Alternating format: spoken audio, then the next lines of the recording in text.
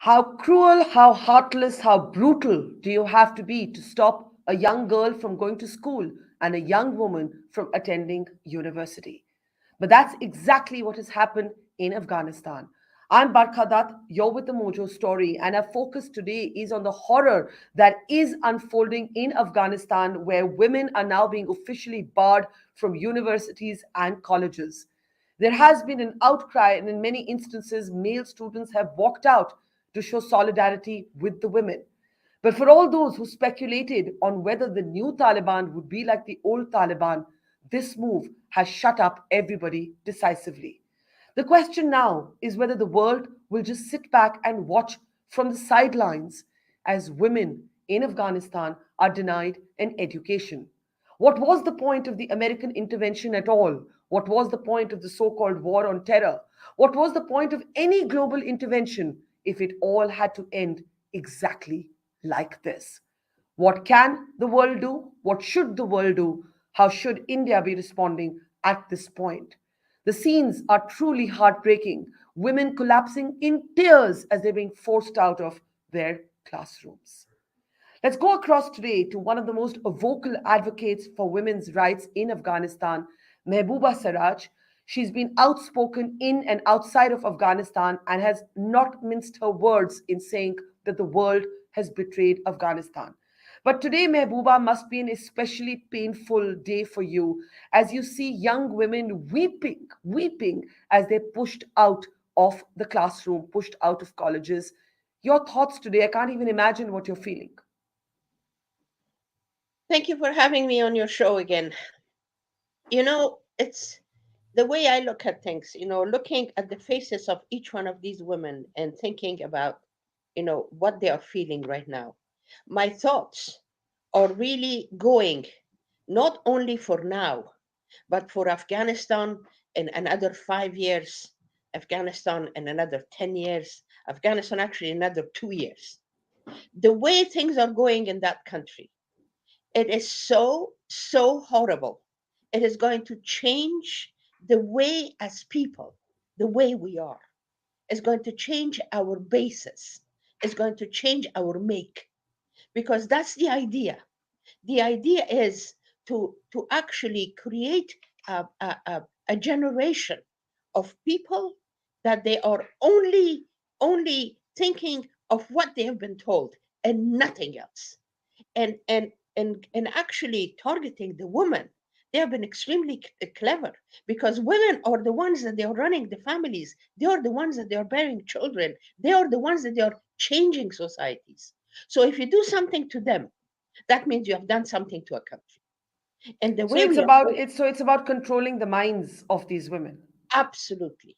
And I want the world to know that this is not, they should not take it like for just, Taliban just close the universities. No, that's not what it is. Taliban did not just close the universities. Taliban actually closed the hearts and minds of Afghanistan. That's what Yeah. they did. That's what the And Taliban. you've been in touch with all of these women. What are they all saying to you? What are some of the accounts that are coming in from Afghanistan? Well, the only thing is that unfortunately, with the ladies in Afghanistan, I haven't been talking, about this, because they're all in absolutely shock, and so am I. So, and besides, I really don't want to be doing something that will put their lives in any kind of a danger, because although right now it's a time that as the saying goes, the waters have passed over our heads, Yeah. and right now we really, I don't think any one of those young girls, they really care about whether they're going to be staying alive. Neither would I, to tell you the honest truth. But I am away. But I am going to go back to Afghanistan. And this is not a fight that is going to end up now or is going to end up in the next 2 3 days. The world should be aware of that. This is something that is going to last for as long as we can. We are alive, and we are going to change it. This is not a joke. This is not something that the men of the world are just doing to the women of the world. And the women of the world happens to be the Afghan women, that they're being used as a means to change the way the world's politics works. And by wanting to change that, they are putting pressure and killing the women of Afghanistan. This is So not. you're planning to go back? Of course, definitely, inshallah. Yes. Let me ask you this, the world's reaction. You know, you've often spoken about how the world abandoned Afghanistan. Today, the world has condemned what's happened, but is that enough? What do you mean condemned? That's the part of the condemned I don't understand. You know, it's like I I don't get that. I'm so sorry. I really don't. What do you do? What does the world do with just condemning? So you condemn the Taliban. Very well. You said that we are very unhappy. They're going to make it harder on us. And they're going to, I'm sure they're going to start killing some of the women in one of the, you know, the squares of some of the cities in Kabul, or maybe in Kabul. Then what the world is going to do is going to still say they condemn, and that's it. I mean, don't the world should not tell me that they don't have any way, any phrases, any action, anything to do or talk to the Taliban about to make them change their mind or put some kind of a pressure on them. I don't believe this. I really don't. Yeah. I'm sorry. And I don't know I whether you believe it or not. I don't think the world believes it either. No, I agree with you. I think this is just lip service. Exactly. So lip service in a situation like this is just not working. And it shouldn't be. Because it's too late right now. Right now with what they did, was the last straw. This was the last. I mean, what else can you do? What else can they do? They cannot. They made Afghanistan a prison, and the women are in that prison, for God's sakes. It's like, What would you want? What kind of action do you think world leaders should be taking at this point? well, the world leaders, actually, the ones that I'm talking about, are the ones that they brought this. They made this thing possible in the first place. They should sit down one more time with the Taliban and with the most serious way of, there are many things that they can do right now, to stop all of this. There are I I don't want to go through all of the details right now, but there are many things that they can do as far as politics are concerned. Still they can do that. They should do it. Now is the time to do it so that these people can change their mind. Because I don't think, believe it or not, I don't believe all the Taliban are for this. I really don't believe that. I Mm. think the decision is up to just a few people. So the world has a chance, still has a chance that can change it without What do you having what do you what do you think war. India should be doing at this point? Oh my gosh, you just mentioned India. You don't. I am so glad that when you called, and although it's a bit early in the morning, and I wanted to talk to you because I really appreciated the fact that India got interested again, and I was invited by the Indian Council in New York to talk in the Security Council also. So that means that India is getting back into the whole picture. It's very important. They are our important neighbor, a bit far, but not really that far. They are still a neighbor. So it's extremely important that they should really talk to the Taliban. They are the new voice. Maybe the Taliban will listen to them. Maybe they can play a much bigger role than they think. Maybe they can really do that. So why don't they? As a woman and an Afghan, what do you feel today? I mean, I know it's a kind of strange question because it's so overwhelming what's happening, but how do you feel? I feel the anger, the frustration, the hopelessness, the the pain in my heart so much. I honestly cannot explain it to you. Honestly. I've kind of for the year and the 6 months that we all have been fighting this. I'm like exhausted, exhausted. And that's why maybe I am in the States right now that I should have been in Kabul, really. I'm very worried. But I am in the States right now because of that exhaustion. I could not go on for one more day in Kabul without coming Yeah. to see my family and get some kind of a recharge because it's just drained me completely. And can you imagine if I'm feeling this drained? What about those girls? They must be Yeah. feeling so awful. Their tears must have dried now. I cannot say the pain in their hearts must be so absolutely awful.